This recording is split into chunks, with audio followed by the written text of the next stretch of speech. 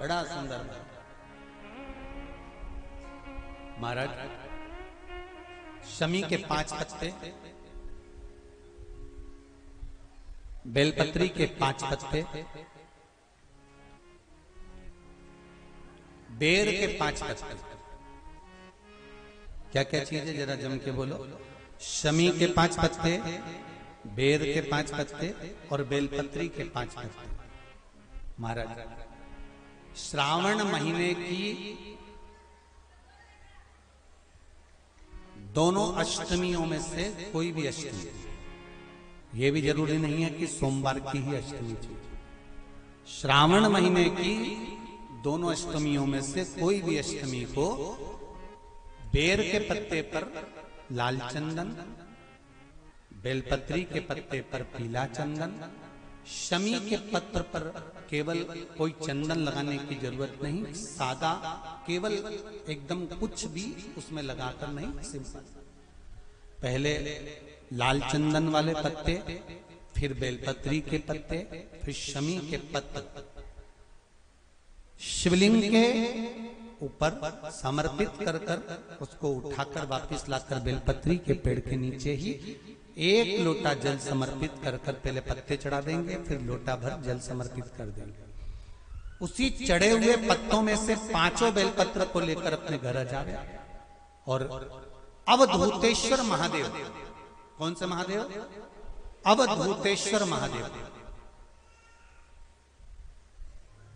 ये मदिरा पान करने वाले होते हैं, व्यसन करने वाले होते हैं, गलत काम करने वाले होते हैं। इनको सुधार करे जाओ। जितना तुम समझाओगे ये उतना कबूल होंगे। तुम बच्चों से कहोगे गलत लड़के के साथ रह रहा मत रहे, तो और ज्यादा क्रोध करेगा, और चिड़चिड़ करेगा, और अपशब्द कहेगा। तो ये क्रोध को संयमित कर देगा। अवधूतेश्वर महादेव,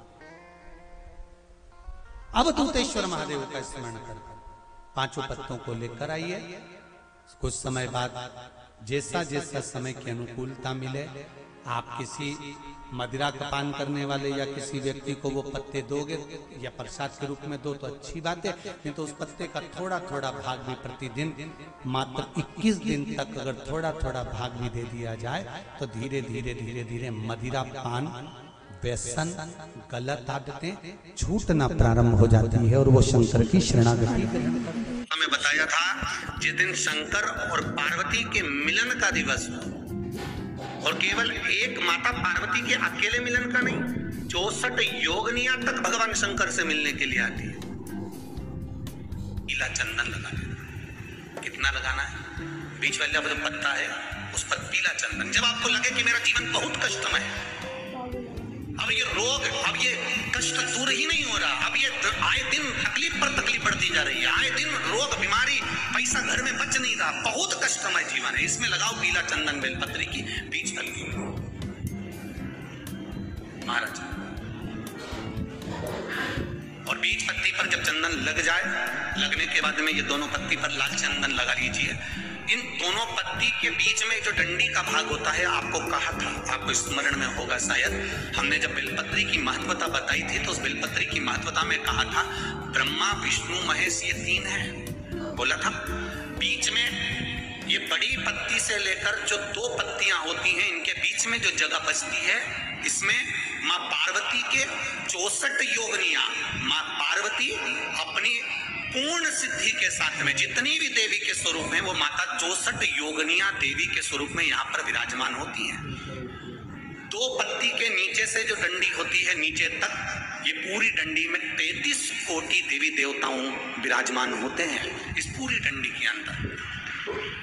तो ये बीच वाली पत्ती है, ये जो बीच वाली पत्ती का जो भाग होता है, इस पत्ती के भाग में शहद का प्रयोग कर यहाँ पीला चंदन, लाल चंदन, लाल चंदन, शहद का प्रयोग कर कर इसी तरह से पकड़कर ये बेलपत्री की जो डंडी है वो अशुक सुंदरी पर जब आप समर्पित करें तो जहां से जल बहता है उस ओर पर इस पत्ती को चढ़ाकर केवल आपके हृदय की बात कहकर देवाधिदेव महादेव से कोई भी शिव जी का मंत्र, पंचाक्षर, नमः शिवाय, षडाक्षर, ओम नमः शिवाय, श्री शिवाय नमस्तुभ्यम, या महामृत्युंजय मंत्र, जो शिव का मंत्र हो आपके पास में, उसको बोलते हुए देवाधिदेव महादेव को धीरे धीरे जल की धार चढ़ाना प्रारंभ करो।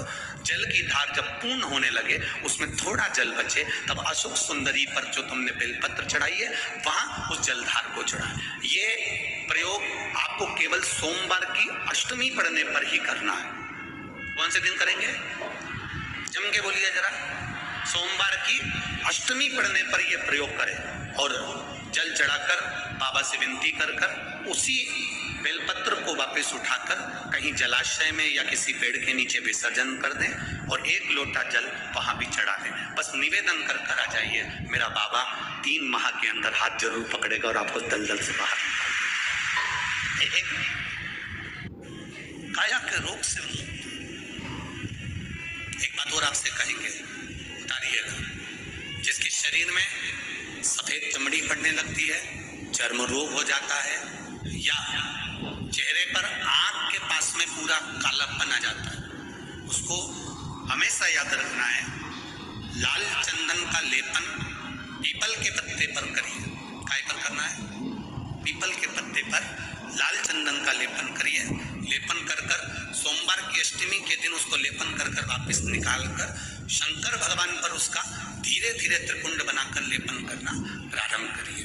जब आप त्रिपुंड बनाकर लेपन करना प्रारंभ करें, उसके बाद उस चंदन को जो सोमवार की अष्टमी है तब निकाल कर लिया है और निकाल कर लाकर उसको डब्बी में रख लें। उस चंदन का प्रयोग चर्म रोग के स्थान पर थोड़ी थोड़ी मात्रा में करना प्रारंभ करें, पानी के साथ मिलाकर। परंतु उस चंदन को केवल 6 से 7 दिन में प्रयोग करिएगा, ज्यादा नहीं।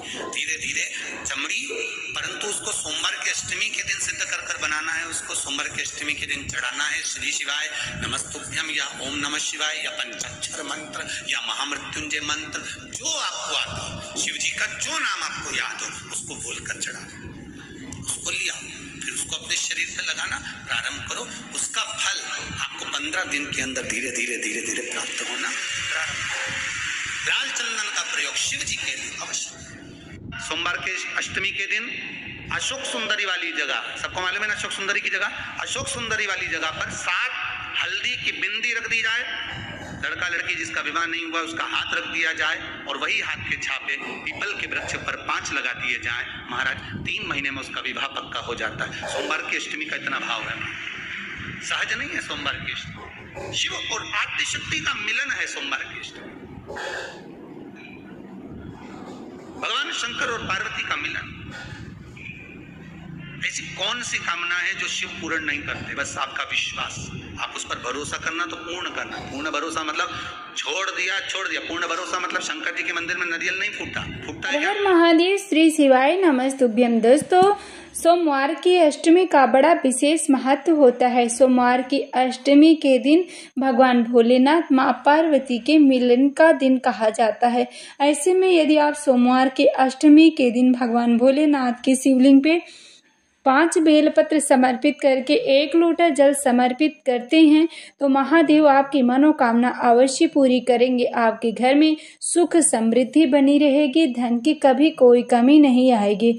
सोमवार की अष्टमी दोस्तों आपके लिए बहुत ही खास होती है। किसी भी मनोकामना की पूर्ति के लिए सोमवार की अष्टमी के दिन महादेव के मंदिर में सुबह 1 लोटा जल समर्पित करें, बेलपत्र समर्पित करें। प्रदोष काल में भी आप इस उपाय को कर सकते हैं और एक घी का दीप अपनी कामना करके आप जरूर प्रज्वलित करें। थोड़ी देर बैठ के श्री शिवाय नमस्तुभ्यम मंत्र का जाप करें। आपके घर में माँ लक्ष्मी की कृपा बनी रहेगी। जो भी भाई बहन चैनल पे पहली बार आए हैं, चैनल को जरूर सब्सक्राइब करें। वीडियो अच्छी लगे तो लाइक करें, ज्यादा से ज्यादा शेयर करें, कमेंट में श्री शिवाय नमस्तुभ्यम जरूर लिखें।